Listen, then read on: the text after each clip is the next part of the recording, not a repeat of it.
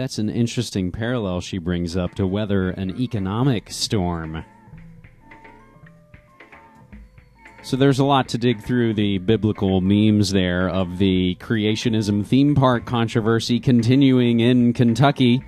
Oh, but that's not all for the holy hexes, my friend. Billboards say Jesus is returning on May 21st.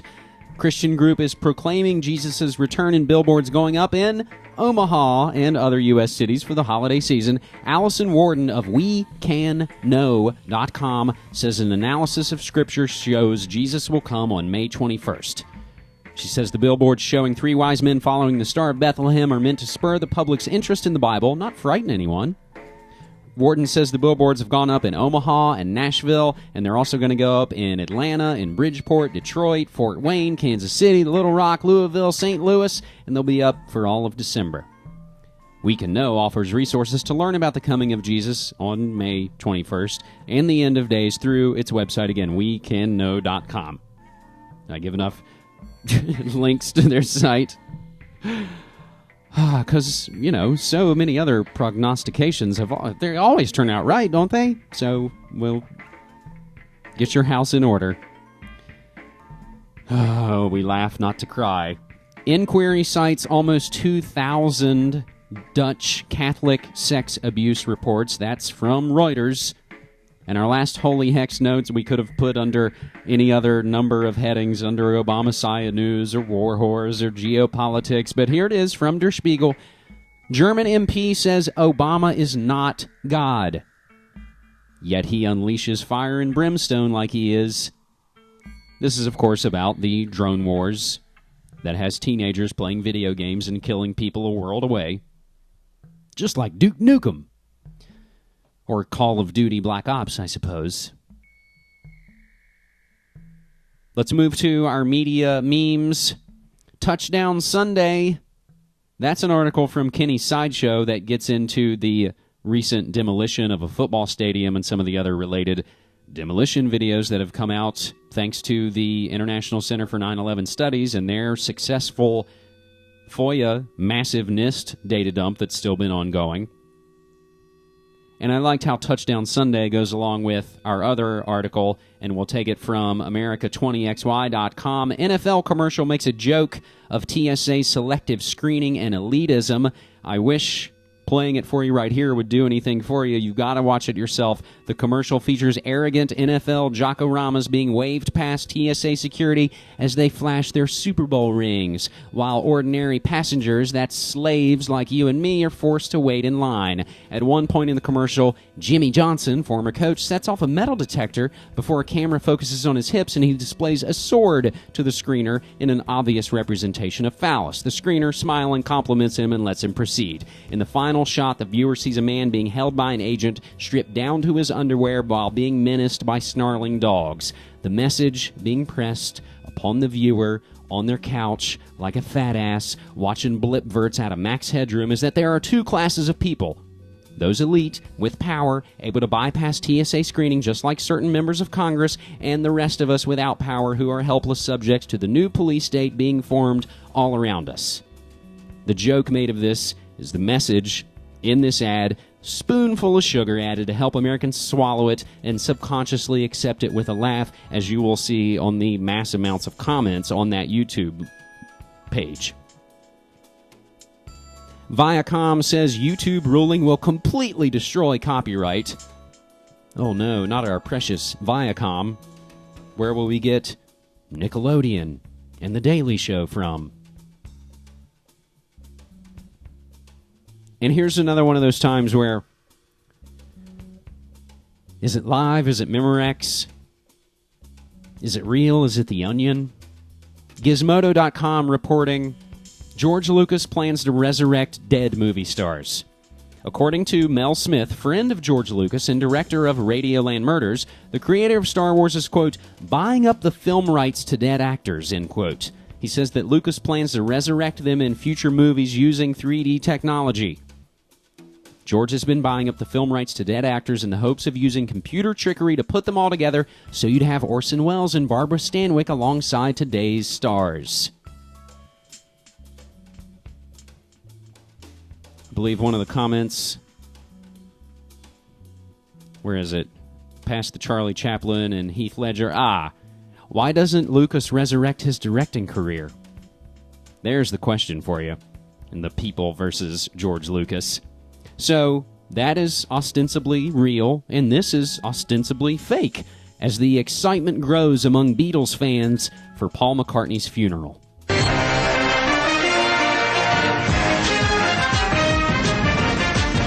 At this hour, excitement is building for the death of Paul McCartney following today's announcement that London St. Michael's Cathedral has been officially selected as the site of McCartney's funeral when he dies. I can't wait to attend all the vigils. It's going to be really somber, but really fun too. I don't think you even have to be a fan to appreciate how amazing it's going to be when Paul McCartney dies. I plan on crying so much. Entertainment reporter Bree Lindsay joins us now with more on this. Hi, Bree. Hi, Damon. Bree, this cathedral looks amazing. I can already picture the organ playing the song Yesterday as they slowly wheel Sir Paul's coffin up the aisle. It's perfect. There's a really nice wrought iron gate in front where people can place cardboard memorials and flowers. And that's within walking distance of Abbey Road and Apple Studios. Yes, so Beatles fans can get together and generally just dance around and be both happy and sad. Wow, that's fantastic. We understand there's also going to be a public memorial service where celebrities can make big weepy displays of how close they were to Paul. Yes, exactly. Ringo Starr and Robbie Williams are going to sing a special rendition of Two of Us. That's wonderful. That people will pretend is touching, but then later remark how odd a choice Robbie Williams was. That should be terrific, Bree. I understand, too, that a number of celebrities are already tweeting their reactions to McCartney's eventual death, like this one from Nick Cannon, who writes, I was honored to meet McCartney. When he dies, we will truly have lost a living legend. Yes, but it's the fans that are really looking forward to celebrating McCartney's life when he dies. When he was hospitalized last month for what turned out to be the flu, fans flooded his website with messages wishing him a quick and speedy death. Great. Now, what about the death itself? Well, obviously, everyone wants an open casket at the funeral. So no car wrecks or anything that causes his hair to fall out, exactly. his face to shrivel up. Best case scenario, he'll get some sort of wasting sickness that takes him from healthy to dead in about a month. Or maybe someone will shoot him in the chest or stomach. Oh, Bree, that would be fantastic. Well, it would. However he dies, let's hope it happens real soon. I hope so. Thanks, Bree. Thanks, Damon. Paul McCartney himself released a statement today saying, quote, I am very excited about my upcoming death. The mourning period should really be fantastic. I wish I could be there. Moving on, a new line of prosthetic limbs will allow amputees to more realistically weep into their hands.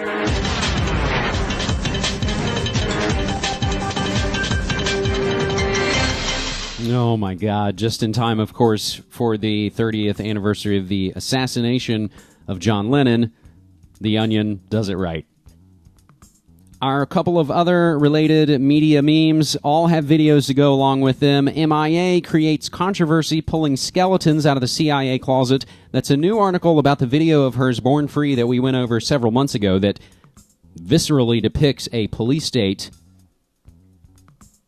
And I suppose I'll use this opportunity again just to mention the strange sort of dream premonition I had that MIA would be bumped off.